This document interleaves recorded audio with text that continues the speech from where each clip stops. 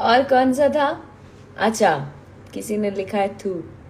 अथू। एक बार फिर से पवन सिंह और अक्षय सिंह के बीच विवाद हो गया है। अक्षय सिंह ने पवन सिंह को टारगेट करके डायरेक्टली टारगेट करके पवन सिंह के खिलाफ एक गाना गाया था। गाना रिलीज होने के बाद काफी सारे लोगों ने अक्षय सिंह का विरोध किया।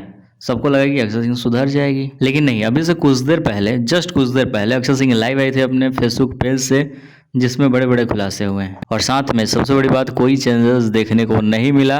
ट्रोल होने के बावजूद भी ऐसा कुछ सीन था, देखो लाइव। और कौन सा था? अच्छा, किसी ने लिखा है थू।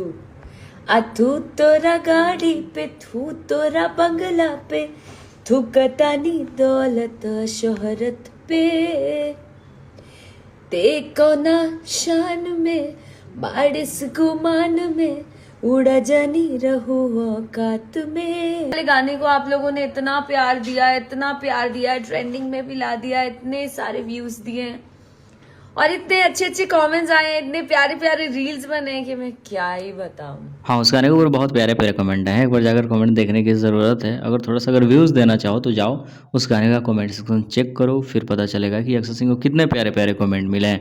खैर शेयर करो इस वीडियो को, मिलते हैं नए वीडियो के साथ।